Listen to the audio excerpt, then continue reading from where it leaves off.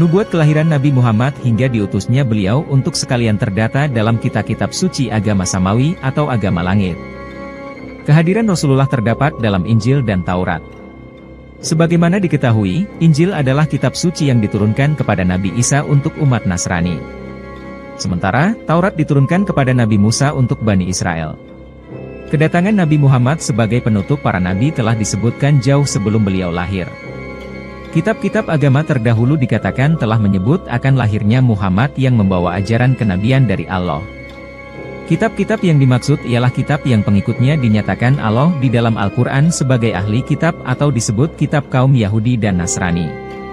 Seperti dikutip dari buku berjudul, Kelengkapan Tarikh Nabi Muhammad, volume 1, oleh Moenawar Halil, disebutkan bahwa datangnya Nabi Muhammad Shallallahu Alaihi Wasallam kepada umat manusia telah disebutkan dan dinyatakan dalam kitab Taurat dan Injil.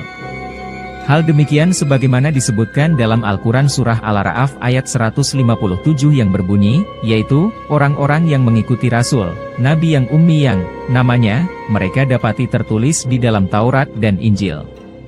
Perjanjian Lama dalam bahasa Arab disebut Al-Ahdu Al-Qadim dan dalam bahasa Belanda disebut Old Testament, atau yang dianggap sebagai kitab Taurat oleh kaum Yahudi dan Nasrani. Sedangkan Perjanjian Baru dalam bahasa Arab disebut Al-Ahdu Al-Jadid dan dalam bahasa Belanda disebut New Testament, dan itulah yang dianggap kitab Injil oleh kaum Nasrani. Perjanjian Lama berisi himpunan kitab suci dari nabi-nabi sebelum Nabi Isa, dan Perjanjian Baru adalah yang berisi himpunan kitab suci yang dibawa Nabi Isa.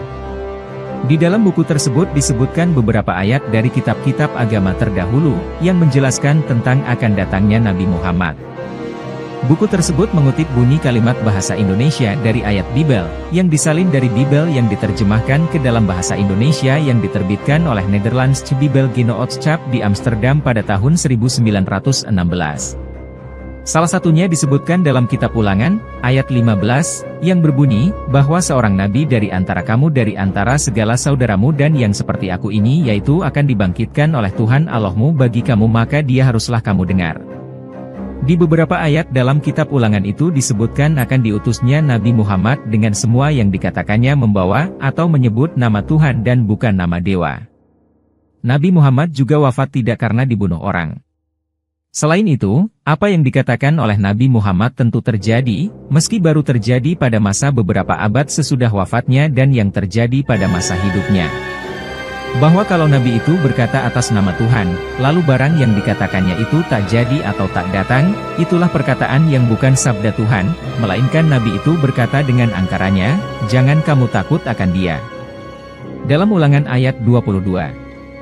Kemudian dalam Injil Yahya juga disebutkan ayat yang mengarah pada akan kedatangan Nabi Muhammad. Seperti dalam Yahya ayat 26, yang berbunyi, tetapi penghibur, yaitu Ruhul Kudus, yang akan disuruh oleh Bapa sebab namaku, yaitu akan mengajarkan segala perkara itu kepadamu dan mengingatkan kamu segala perkara yang telah kukatakan kepadamu itu. Maka sekarang sudah kukatakan kepadamu sebelum jadinya, supaya apabila ia jadi kelak, boleh kamu percaya, dalam Yahya, ayat 29. Dari ayat itu dijelaskan, bahwa Nabi Muhammad akan datang dan diperintah oleh Tuhan dan akan mengajarkan segala perkara kepada manusia. Hal demikian juga telah dinyatakan dalam Al-Quran. Kemudian dalam ayat lainnya di kitab Injil Yahya, Nabi Muhammad digambarkan sebagai penghibur, Rahul Kudus, dan yang akan memuliakan Nabi Isa karena ia akan mengambil beberapa keterangan dari apa yang telah diterangkan oleh Nabi Isa kepada kaumnya. Di dalam kitab Injil Barnabas, kedatangan Nabi Muhammad lebih jelas dinyatakan. Barnabas sendiri adalah nama seorang sahabat atau pembela Nabi Isa. Karenanya, Injil Barnabas ditulisnya sendiri dari wasiat yang didengarnya dari Nabi Isa. Di dalam kitab itu memberitakan kedatangan Nabi Muhammad, bahkan dijelaskan pula tentang peristiwa disalibnya Nabi Isa, bukanlah Nabi Isa yang disalib, melainkan Yahuda. Injil Barnabas termasuk Injil yang kuno, yang tertulis pada abad pertama Masehi. Dalam ayat di kitab Injil Barnabas, misalnya, disebutkan bahwa saat Nabi Isa memberitahu para Hawari, penolong, bahwa beliau akan berpaling meninggalkan alam. Saat itu, Isa berkata agar hati mereka tidak bergoncang dan tidak takut. Sebab, Isa bukanlah yang menjadikan mereka, tetapi Allah yang menjadikan dan memelihara mereka. Adapun tentang ketentuan tugasku, sesungguhnya aku datang untuk menyediakan jalan bagi Rasulullah yang akan datang dengan membawa tugas kelepasan alam ini, dalam Barnabas, ayat 10.